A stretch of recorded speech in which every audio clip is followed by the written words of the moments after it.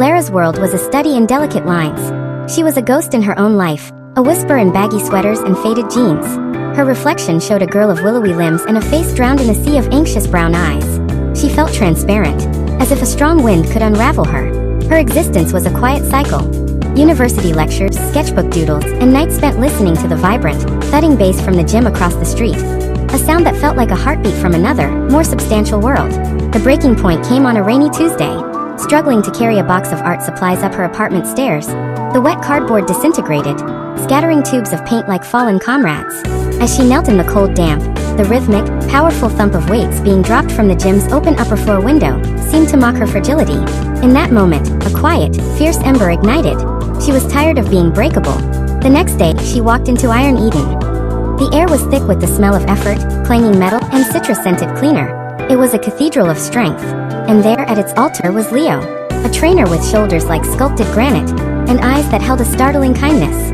When Alara whispered her goal, "I don't want to be slim anymore. I want to be strong," he didn't laugh. He simply nodded. The first phase was pure, humbling fire. Her body, unused to such dialogue, screamed in protest. A 10-pound dumbbell felt like a boulder. A bodyweight squat was a tectonic event. But Leo was a patient architect. He taught her the language of form. The engagement of her core, the alignment of her spine, the mind-muscle connection. "We're not just lifting," he'd say, his voice steady over the gym's din. "We're having a conversation.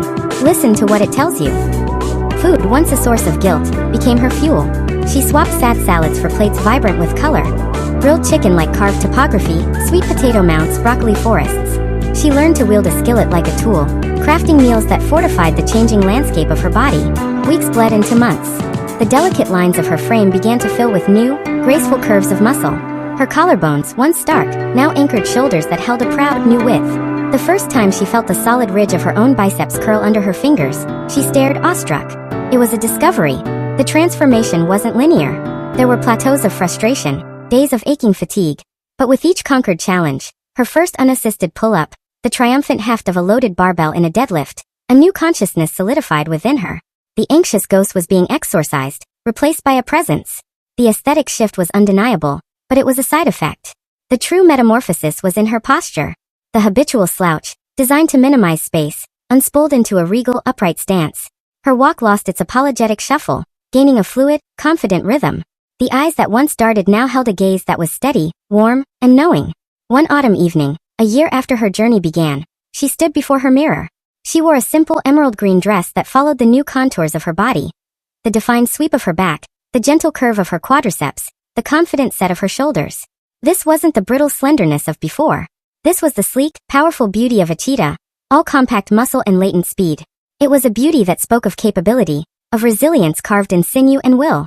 She met her friends at a gallery opening. As she moved through the crowd, she felt the new, pleasant weight of her own body, grounded and sure. An old acquaintance, a man who'd once called her Elfin, did a double-take. "Alara? You look incredible. What's your secret?" She accepted a glass of water, her fingers curling around it with a latent strength that was now simply part of her. She smiled, not the shy, fleeting smile of the girl she was, but a radiant, unshakable one. "The secret," she said, her voice a rich, calm instrument she was still learning to play, "isn't in how you look. It's in what you can lift. The weights, the doubts, the old version of yourself. I didn't just change my body. I built a home for myself inside it." Later, walking home under a sky dusted with stars, the thumping bass from Iron Eden was no longer a distant heartbeat.